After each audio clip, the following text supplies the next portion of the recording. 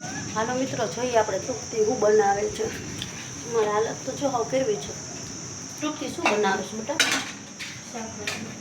અત્યારે અમારી હાલત બહુ જ ખરાબ છે. જે મળે એ ખાઈ લઈએ. ક્યાંય કામે છોકરા મૂકીને જઈ શકતી નથી.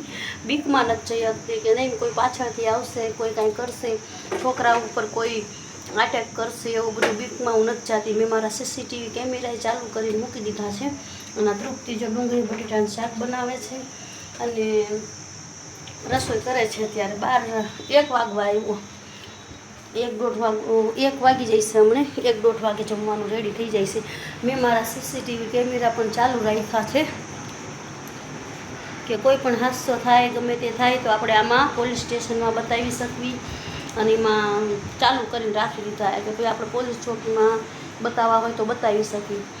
અને અત્યારે તો ખબર છે કે પોલીસ સિસ્ટમ કોઈ ધ્યાન તો દે એવું છે નહીં. કાંઈ હાદસો થાય, કોઈ પણ તકલીફ થઈ જાય, એ પછી પોલીસ આવે તો શું કામનું?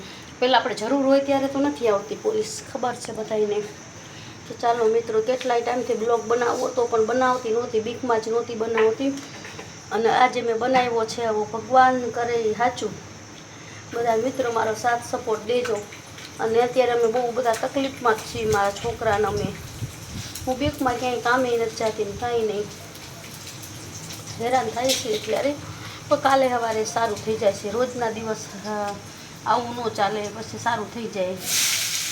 બીજા પછી તકલીફ કાયમ ન રહે, ચાલુ થઈ જાય છે.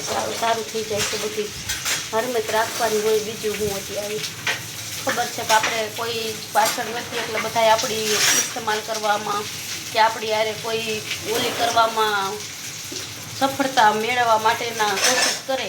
પણ ભગવાન માતાજી આપણી રક્ષા કરે અને મારા છોકરાઓની રક્ષા કરે.